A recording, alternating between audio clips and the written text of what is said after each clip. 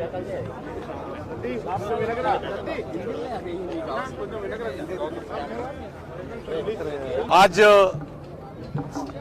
भारत माता फाउंडेशन के द्वारा लगातार 7 साल से भारत के रिपब्लिक डे सेलिब्रेशन के संदर्भ में भारत माता का महाआरती कार्यक्रम हम धूमधाम से ऑर्गेनाइज करते हैं। ये साल 8 साल होता है। हमारा सौभाग्य है ये गणतंत्र दिवस का कॉन्स्टिट्यूशन प्रजातंत्र आने के बाद ये 75 इयर्स का कार्यक्रम आज हम कल शुरू करने वाले हैं। 1 साल तक हम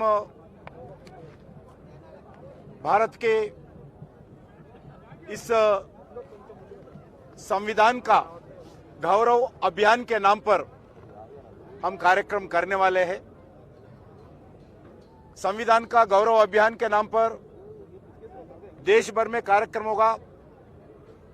आज भारत माता का फाउंडेशन के द्वारा कल शाम को यही समय पे महाआरती का कार्यक्रम होगा।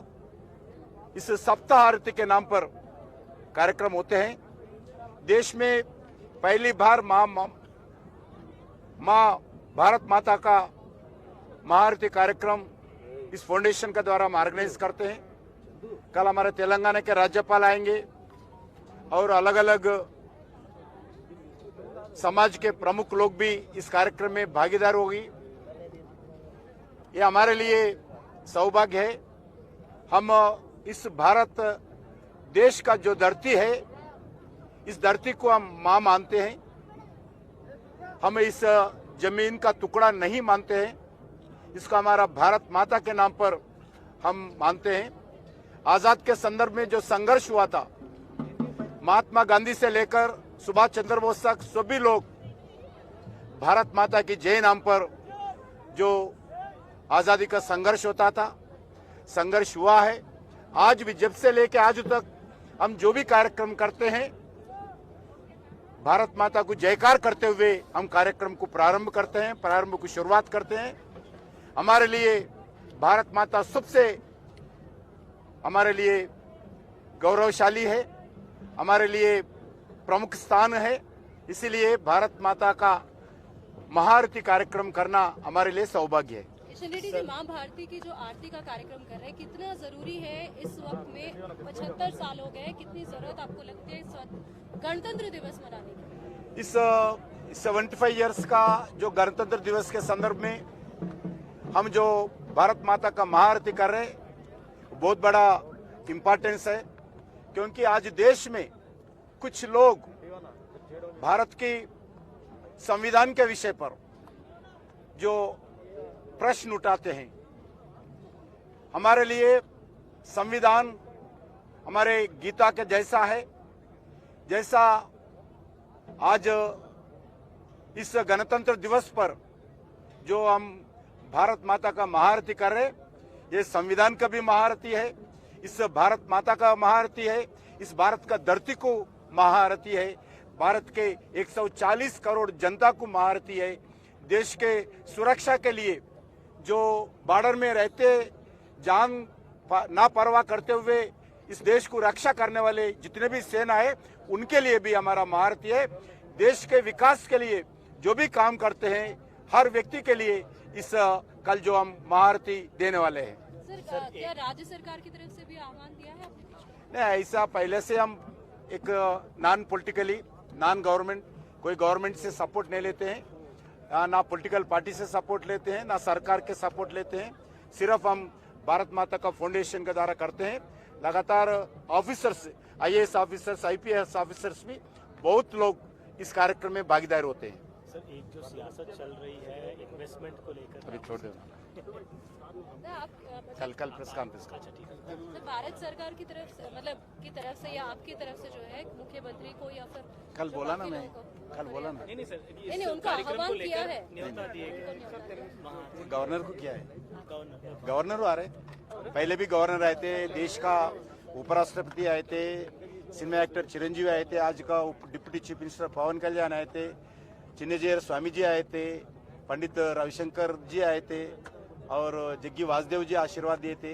ऐसे हम राजनीतिक दृष्टि से नहीं, जो सामाजिक दृष्टिकोण से हम बड़े बड़े लोगों को इस कार्यक्रम में आह्वान किया, वो आशीर्वाद दिया है। इस महारथी का कार्यक्रम को भव्य बनाने के लिए भी वो भी सहयोग दिए। एनटीवी पापम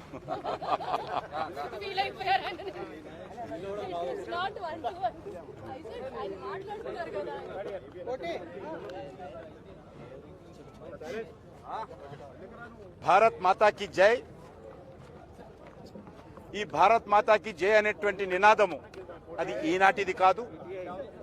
బ్రిటిష్ వాళ్ళకు వ్యతిరేకంగా స్వాతంత్ర పోరాటం ప్రారంభమైనప్పుడే మహాత్మా గాంధీతో నుంచి సుభాష్ చంద్రబోస్ వరకు, సర్దార్ వల్లభాయ్ పటేల్ నుంచి అల్లూరి సీతారామరాజు వరకు ప్రతి ఒక్క స్వతంత్ర సమరయోధుడు స్వాతంత్ర పోరాటంలో భారత్ మాతాకి జై అనేటువంటి జైకారంతో, నినాదంతో ఈ యొక్క ఉద్యమాన్ని ప్రారంభించారు. భారతదేశ స్వాతంత్ర సాధనలో ఈ నినాదము మారుమూల ప్రాంతాలలో మరి ఏ రకంగా నినదించిందో మనకందరికీ తెలుసు.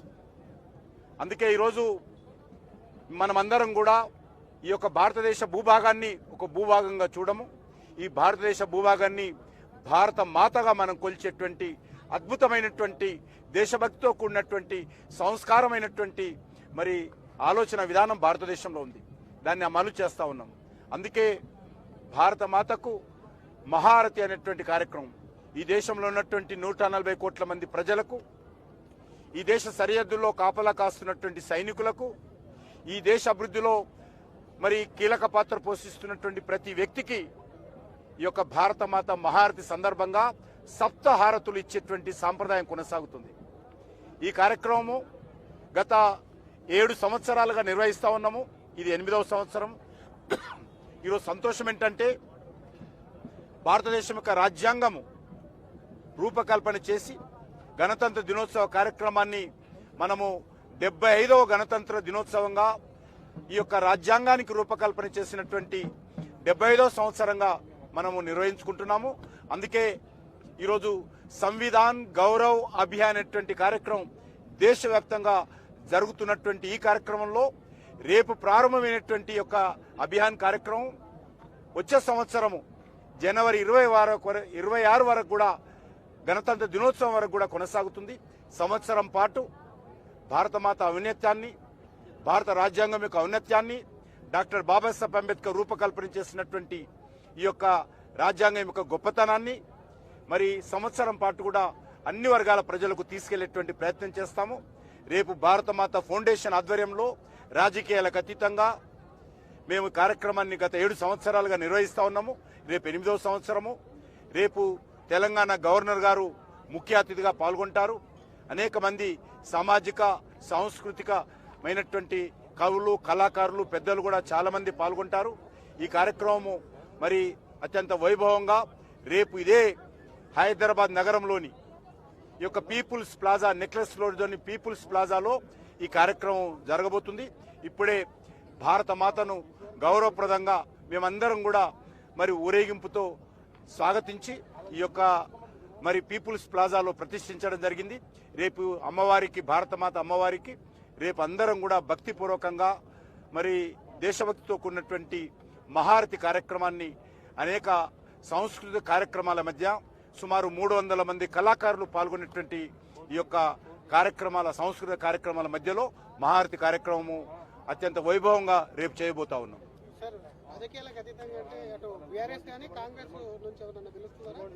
ఇది ఎవరిని పిలవలేము. మేము ఒక రాష్ట్ర గవర్నర్ రాజకీయాలకు అతీతంగా పిలిచాం. మీకు ఎవరిని పిలవలేదు. ఎవరైనా రావచ్చు.